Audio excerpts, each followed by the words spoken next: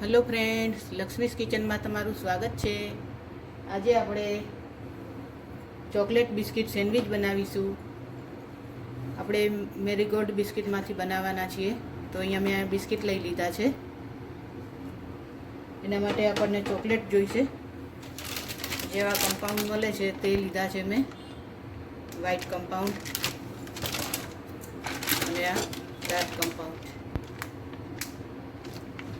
સૌથી પહેલાં તો આપણે એના ટુકડા કરી લઈશું આવી રીતે, તો જલ્દીથી મેલ્ટ થઈ જાય એટલા માટે।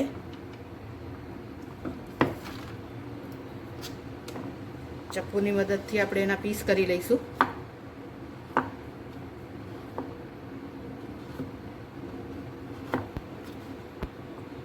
બધી ચોકલેટ આપણે આવી રીતે કરી લઈશું, એકદમ નાની નાની, તો જલ્દીથી મેલ્ટ થઈ જાય। નહીંતર જલ્દીથી મેલ્ટ નહીં થાય મોટા પીસ હશે તો,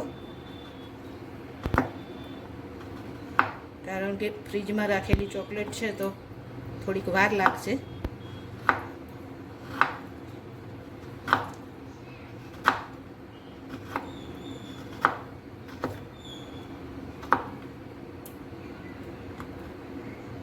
આવી રીતે નાના નાના પીસ કરી લઈશું। આપણને જેટલી ચોકલેટ જોઈએ એટલી જ આપણે લઈશું। પછી ખૂટે તો એવું લાગે તો ફરીથી બીજી મેલ્ટ કરી લઈશું।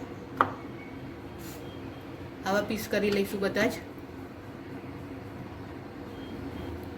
આપણી બધી જ ચોકલેટ મેં આવી રીતે અહીંયા ટુકડા કરી લીધા છે। આપણે એક બાઉલમાં લઈ લઈશું હવે એને।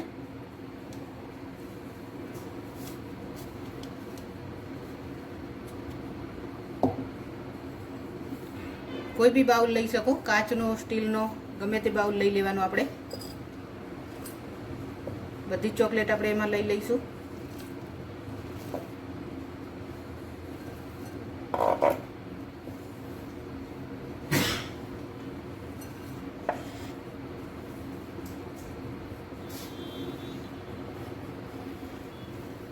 હવે આપણે એને વગાડવાની છે ચોકલેટને। તો તમે ઓવન હોય તો ઓવનમાં પણ કરી શકાય છે।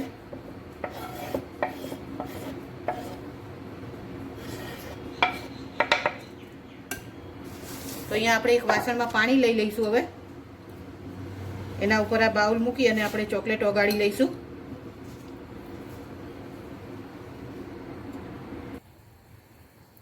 અહીંયા એક બાઉલમાં મેં પાણી ગરમ કરવા મૂકી દીધું છે। પાણી ગરમ થઈ ગયું છે, પણ પાણી આપણે એમાં એકદમ ઓછું જ લઈશું, જે આને વાસણને નીચે ટચ ના થાય એવી રીતે।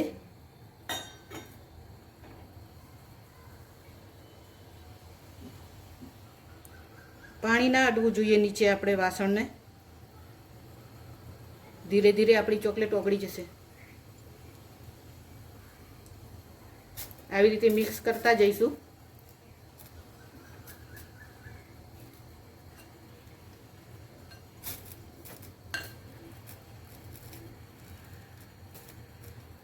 એકદમ ધીમો ગેસ ચાલુ રાખીશું એટલે પાણી આપણું ગરમ રહે।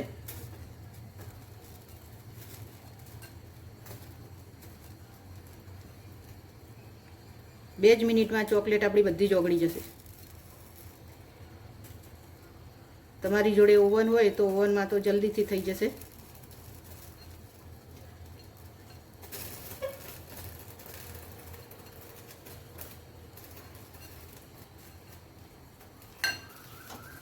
ગેસ બંધ કરી દઈશું। પાણી બહુ ઉકળી ગયું છે તો નીચે ગરમ પાણી છે તો એની જાતે જ થઈ જશે।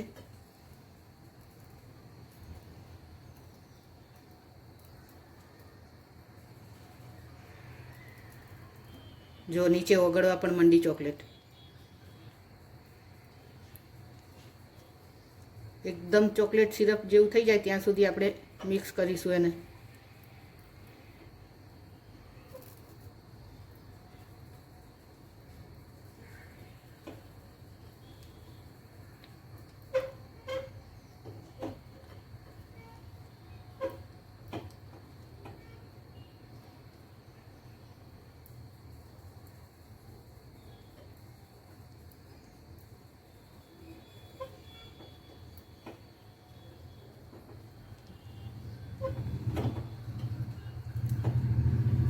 જો સરસ થવા માંડી એકદમ।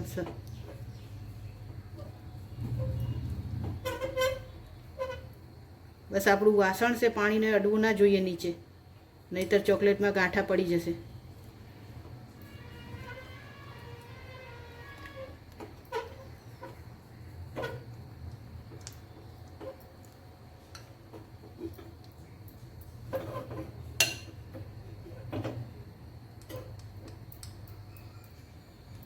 બસ હવે 1 જ મિનિટમાં આપણી ચોકલેટ એકદમ ઓગળી જશે સરસ.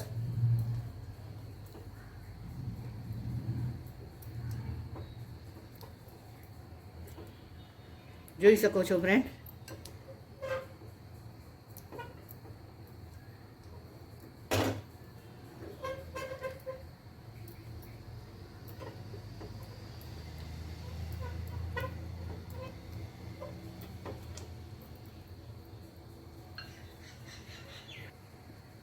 ચોકલેટ આપણી એકદમ મેલ્ટ થઈ ગઈ છે. જો ફ્રેન્ડ, બસ આપણે આવી જ કરી લઈશું. આવી જ રીતે આપણે હવે વ્હાઈટ ચોકલેટ પણ કરી લઈશું. એક પણ ગાંઠો નથી અંદર. જુઓ, બરાબર આવી રીતે મિક્સ કરતા જઈશું.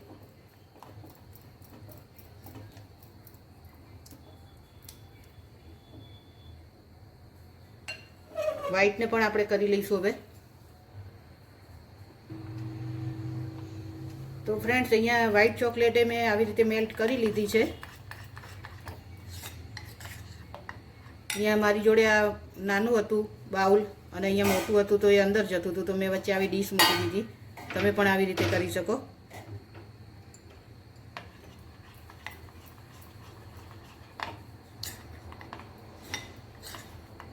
થઈ ગઈ છે એકદમ સરસ. હવે આપણે સેન્ડવિચ બનાવી લઈશું.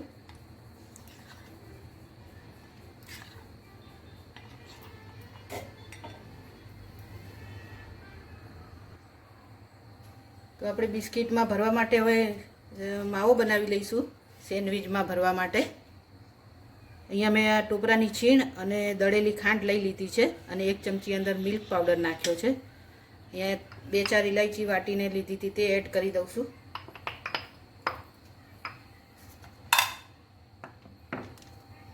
બધું મિક્સ કરી દઈશું.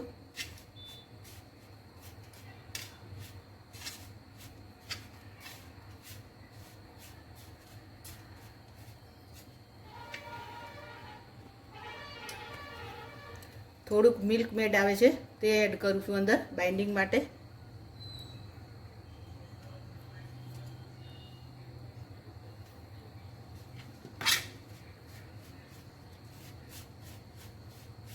બિસ્કિટ ઉપર આપણો માવો ચોંટી જાય એના માટે આપણે આવું થોડું મિક્સ કરવું પડશે. હાથેથી કરી લઈશું. જરૂર પડે તો બીજું એડ કરીશું થોડુંક.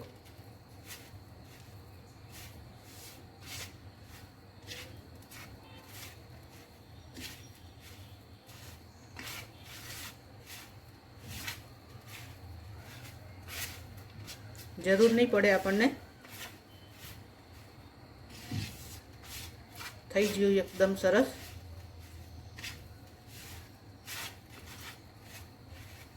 આને સાઈડમાં મૂકીશું.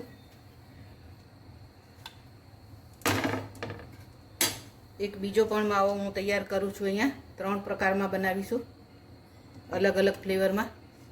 તો અહીંયા મેં કાજુ બદામ અને પિસ્તા લઈ લીધા છે. અહીંયા થોડુંક અંજીર લીધું છે 2-3, એને નાના નાના પીસ કરી લીધા છે. અને આ દ્રાક્ષ છે, કાળી દ્રાક્ષ, તે લઈ લીધી છે. આને પણ મિક્સ કરી દઈશું બધું.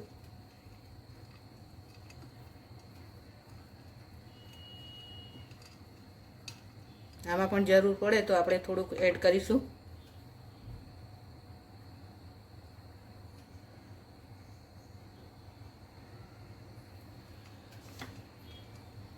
એકદમ કોરું કોરું રાખીશું તો બધું છૂટું પડી જશે.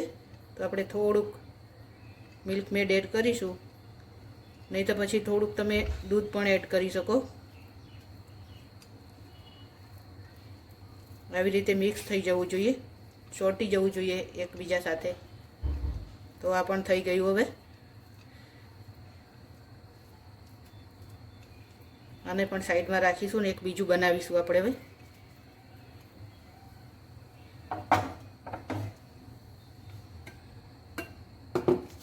એ મેં તૈયાર કરી દીધું છે. ખજૂર લઈ લીધી હતી, ખજૂરના નાના નાના પીસ કરી અને ક્રશ કરી લીધું અને અંદર કોકો પાવડર એડ કર્યો છે. મેં આવો કોકો પાવડર આવે છે તે એડ કર્યો છે 2 ચમચી.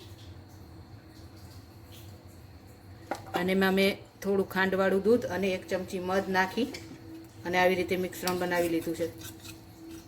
તો આપણે હવે સેન્ડવિચ બનાવી લઈશું.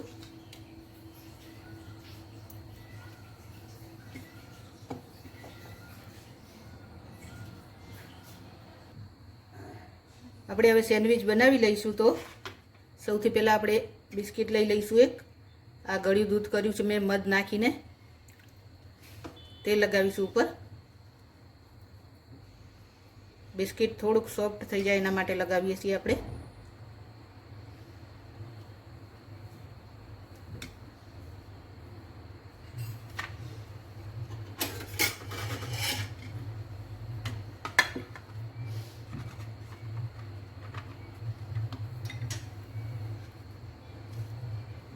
અહીંયા આપણે આ લીધું હતું જે ટોપરાનું બનાવ્યું હતું મિશ્રણ તે ભરીશું.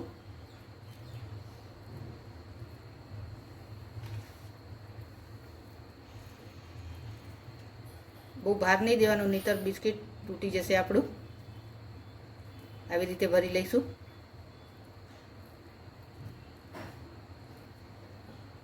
બીજું બિસ્કિટ લઈ લઈશું એ જ રીતે દૂધવાળું કરીશું. આમ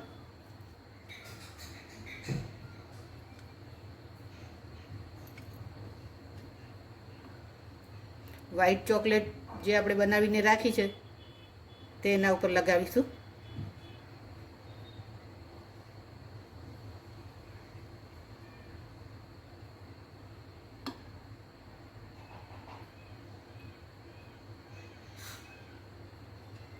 આવી રીતે લગાવી દઈશું અને આ બિસ્કિટ ઉપર આપણે મૂકી દઈશું. થોડુંક પ્રેસ કરી લઈશું આવી રીતે. બિસ્કિટ બંને ચોંટી જવા જોઈએ.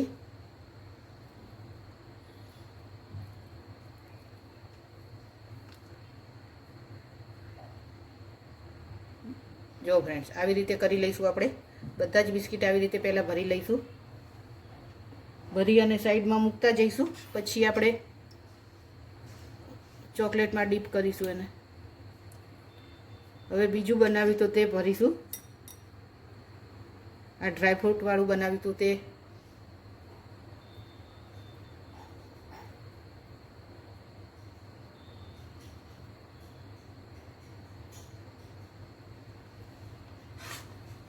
બીજું બિસ્કિટ લઈ લઈશું એ જ રીતે. ચોકલેટ લગાવીશું.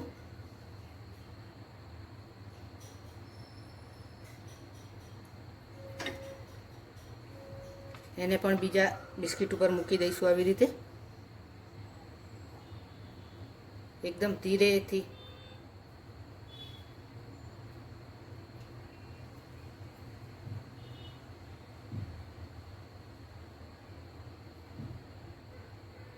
એને પણ સાઈડમાં મૂકી દઈશું. ફરીથી આપણે હવે આ ખજૂરવાળું બનાવ્યું છે તે લઈ લઈશું. ખજૂર અને કોકો પાવડરવાળું. આને તમે 2 લેયરમાં કરતાં 3 લેયરમાં કરવું હોય તો પણ કરી શકાય.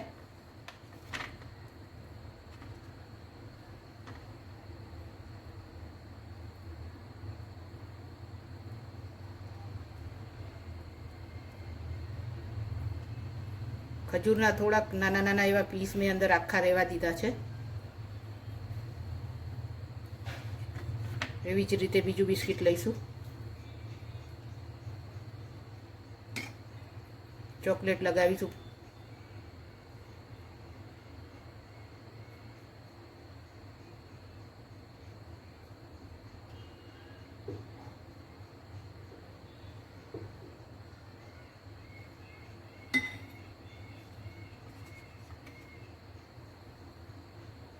તો બધા જ બિસ્કિટ આવી રીતે કરી દઈશું ફ્રેન્ડ્સ આપણે હવે. પછી એને ચોકલેટમાં ડીપ કરીશું. ચોકલેટ કેવી સરસ બહાર આવે છે. બધા જ બિસ્કિટ આવી રીતે કરી લઈશું આપણે.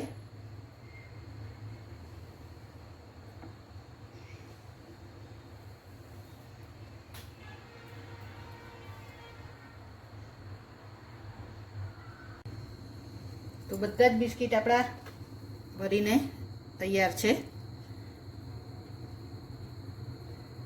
બધા જ કરી લીધા છે મેં આવી રીતે ભરીને. હવે આપણે એને ચોકલેટમાં ડીપ કરીશું. જે આપણે ડાર્ક ચોકલેટ કરીને રાખી છે તે એમાં ડીપ કરીશું. હવે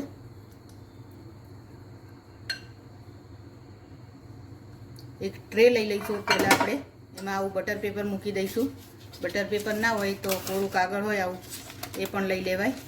એના ઉપર થોડુંક તેલ લગાડી દેવાનું, જેથી કરીને ચોકલેટ આપણી ચોટી ના જાય નીચે.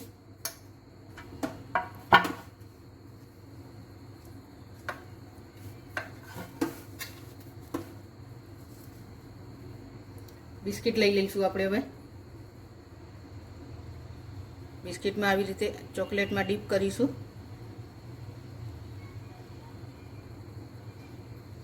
ચારે બાજુથી ચોકલેટ લગાવી દઈશું એને સરસ. બિસ્કિટ દેખાવું ના જોઈએ બિલકુલ.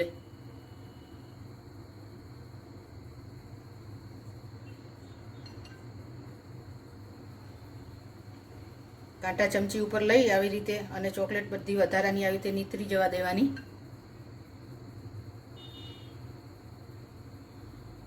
બધી જ ચોકલેટ નીતરી જાય પછી આપણે આ ટ્રેમાં મૂકી દઈશું.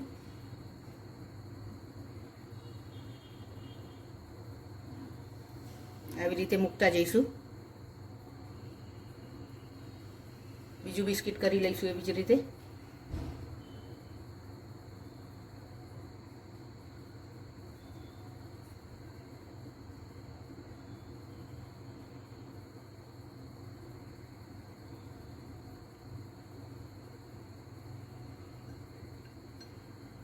લઈ લઈશું. આવી રીતે કાંટા ચમચી ઉપર લઈ લેવાનું અને વધારાની બધી જ ચોકલેટ નીતરી જવા દઈશું.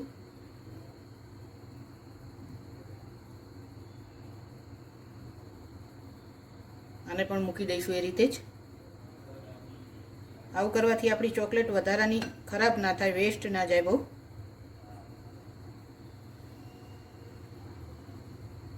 અને આપણે આ જે ચોકલેટ મેલ્ટ કરી એને ડબલ બોઇલર મેથડ કહેવાય છે ફ્રેન્ડ. ઓવન ના હોય તો આપણે આ રીતે પણ કરી શકીએ છીએ. એવી જ રીતે લઈ લઈશું. આમાં મેં બધામાં અલગ અલગ સ્વાદમાં બનાવ્યું છે. જે આપણે માવો બનાવ્યો તો બધો અલગ અલગ 3 પ્રકારનો. તમે કોઈ એક પ્રકારથી પણ બનાવી શકો છો, અથવા ખાલી ટોપરું અને ખાંડ આપણે જે દળેલી હોય છે તે પણ લઈને બનાવી શકાય.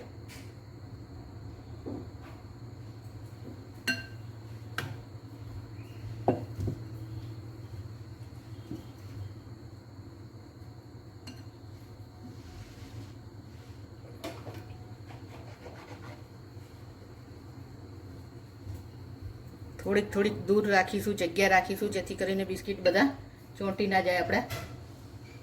એવી જ રીતે આપણે હવે બધા જ બિસ્કિટ કરી લઈશું. પછી એને અડધો કલાક માટે ફ્રીજમાં મૂકવાના છે. આપણે ઠંડા થવા દેવાના, ચોકલેટને સેટ થવા દેવાની છે. પછી જ આપણે એને બહાર કાઢીશું. આવી જ રીતે તમે વ્હાઈટ ચોકલેટમાં પણ કરી શકો છો. બિસ્કિટ એકદમ કોટ કરી દેવાનું આપણે. બિસ્કિટ દેખાવું ના જોઈએ.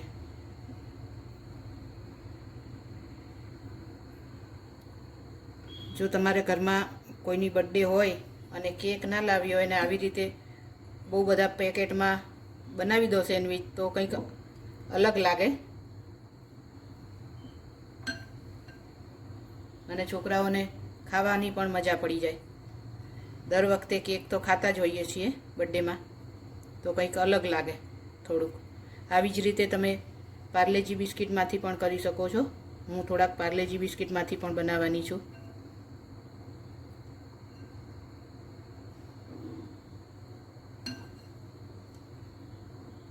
જોઈ શકો છો ને ફ્રેન્ડ, ચોકલેટ બધી જ આપણે નિતારી લઈશું આવી રીતે.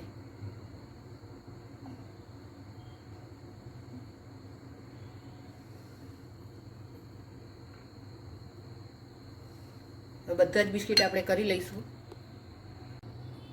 તો આપણા બધા જ બિસ્કિટ તૈયાર છે. હવે એને ચોકલેટને સેટ થવા માટે મૂકીશું.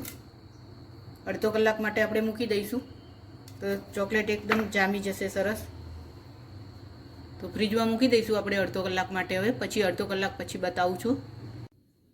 તો ફ્રેન્ડ્સ, તૈયાર છે આપણી બિસ્કિટ સેન્ડવિચ. તો ફ્રેન્ડ્સ, કેવી લાગે છે? મેં અહીંયા શું લખ્યું છે તે તમને ખબર પડી ગઈ હશે. મેં અહીંયા મારી ચેનલનું નામ લખ્યું છે, પણ તમે આવી રીતે જ તમારા કોઈના ઘરમાં કોઈની બર્થડે હોય, કોઈની એનિવર્સરી હોય તો આવી રીતે નામ લખવાનું ટ્રાય કરી શકાય. મેં ટ્રાય કર્યો છે તો એટલું બધું તો સારું નથી થયું, પણ તોય જો તમને સારી લાગી હોય મારી આ રેસીપી તો મારા વિડીયોને લાઈક કરજો, શેર કરજો અને મારી ચેનલને સબસ્ક્રાઈબ કરજો. અને જે મેં અહીંયા બીજા પાર્લેજી બિસ્કિટમાંથી બનાવ્યું હતું તે પણ બતાવું. પાર્લેજી બિસ્કિટમાંથી મેં વ્હાઈટ ચોકલેટમાંથી બનાવ્યું છે. તો તમે પણ આવી રીતે જરૂરથી બનાવજો. તો આ બાળકોને બહુ જ સરસ લાગશે ફ્રેન્ડ. તો જરૂરથી ટ્રાય કરજો અને મારી ચેનલને સબસ્ક્રાઈબ કરી દેજો. એન્જોય.